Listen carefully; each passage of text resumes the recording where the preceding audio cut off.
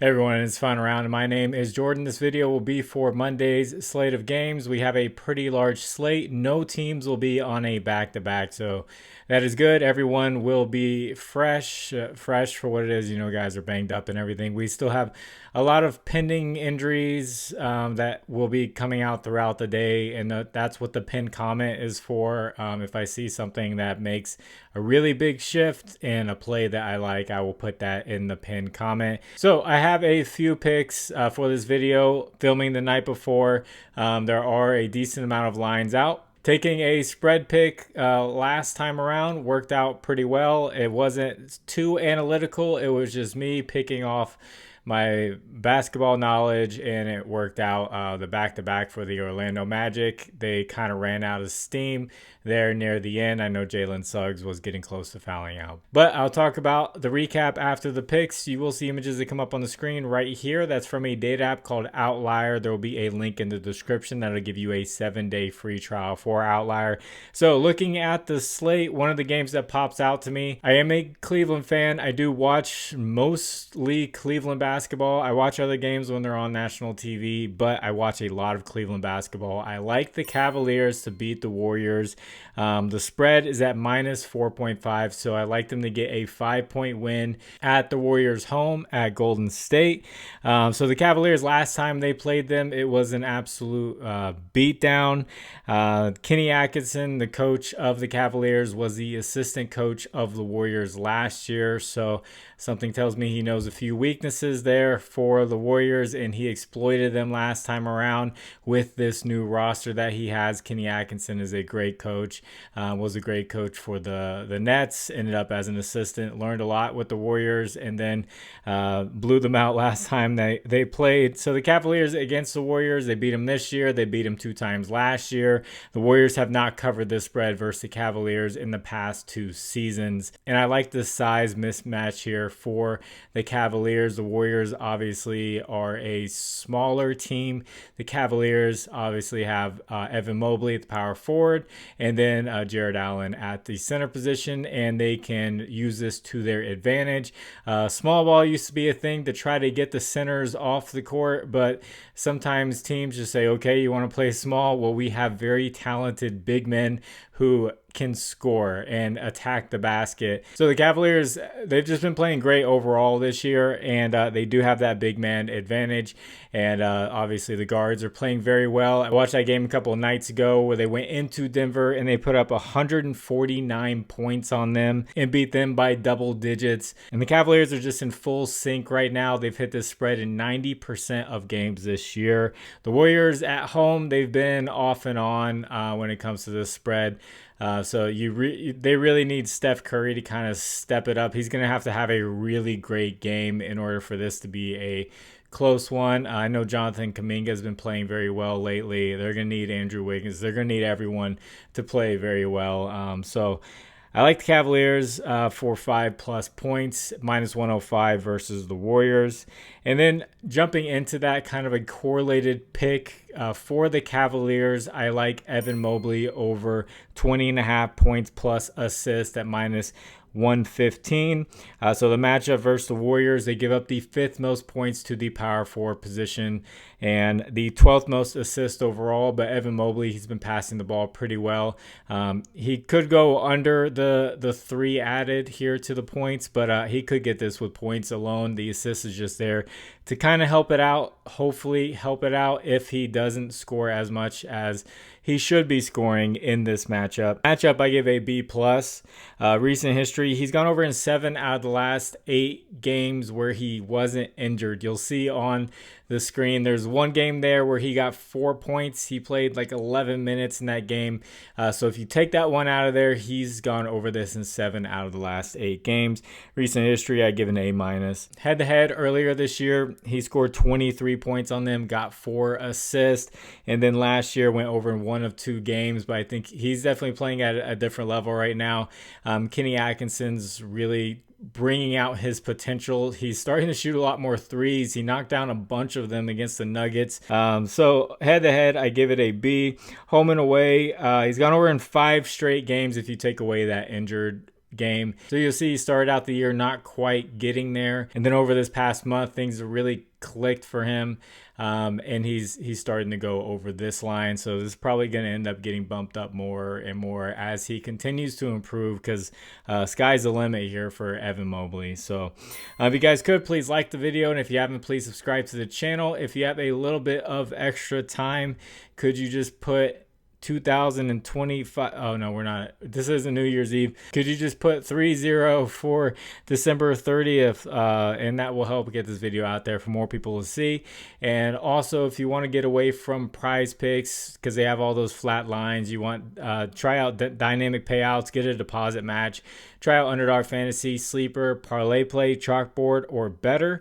BETR will match your first deposit up to $200. The rest will do it up to $100. Promo codes find around 11. Links are in the description. I'll take you there with the promo code. Thank you to anyone who uses those. So this next one, a lot of people liked my first quarter picks last year. I used to have a whole section where I would take like 3 to 5 first quarter picks that I really liked, because a lot of first quarter plays have some high hit rates and some good payouts. Especially last year, you could get some plus money ones that were hitting at like 70%. Like, it was pretty good for the payout, and one just popped out to me that I really like. So we're gonna have a first quarter play here. If that's not your thing, people don't like losing in 12 minutes of gameplay. It is what it is. That's, you know, it's just what you play. The line is smaller, so I like PJ Washington over 2.5 first quarter points. He just needs a 3. It's at -121. The matchup is the Kings. They give up the 8th most points to the power forward position. I'm gonna give that a B-. Recent history, he's gone over in 11 out of the last 12 games. And then games without Luka this season, he's gone over in 8 out of 9. He's only missed it 1 time this year. Head-to-head, he's gone over in 2 out of 3 games versus him last year. And then home and away, he's gone over in 10 out of the last 11 road games this year. That's with and without Luka. So just need him to knock down a 3 or get a couple of baskets. He's playing around 8 minutes in that first quarter. He's getting more playing time with Luka out.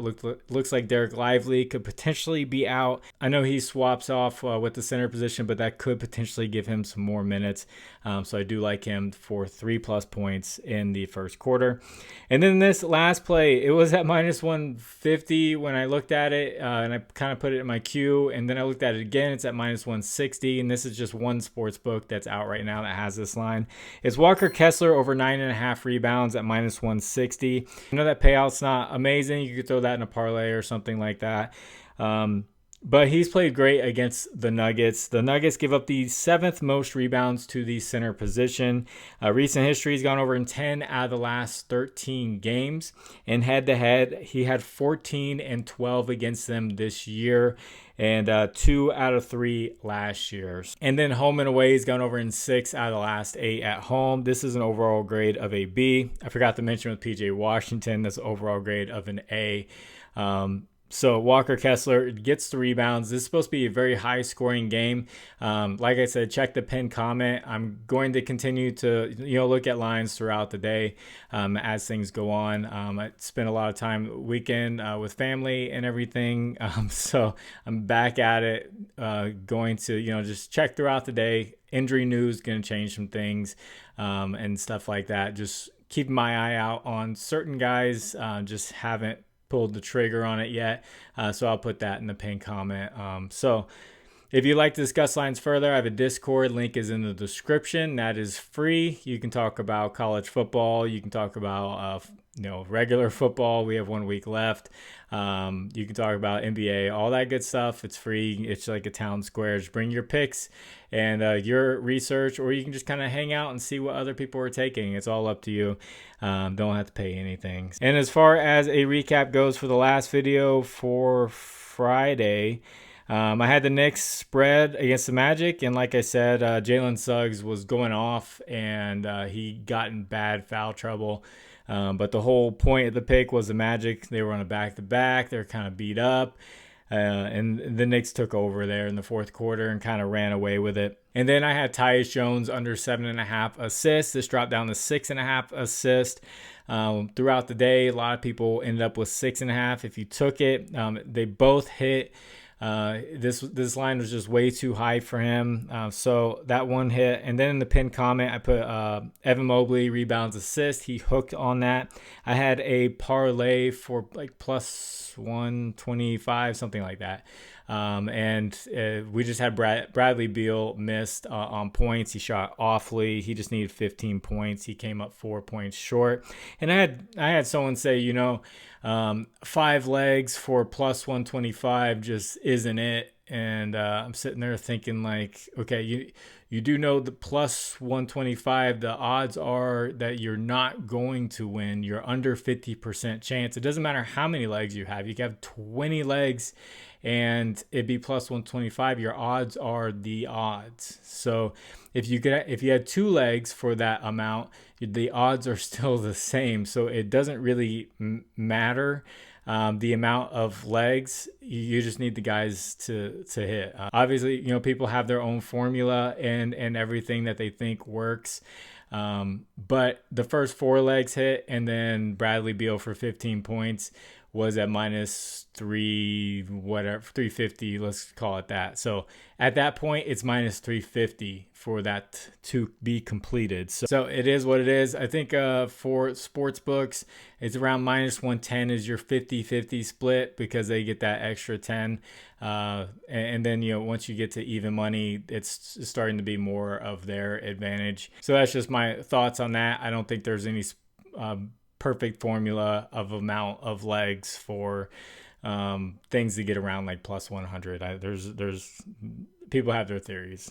And then I had Victor Wembanyama over points. He was not aggressive at all. He needs to be on national television for him to be aggressive and take all those shots. He was not taking many at all. Like took like a third of what he took that game on Christmas. So it was just he came up short, but he can score as much as he wants to. He just chooses when to and when not to, I guess. So let's have a good Monday. I'm going to get this edited, get it out to you. God bless you all. It's final round. My name is Jordan. I will catch you on the next one. Bye.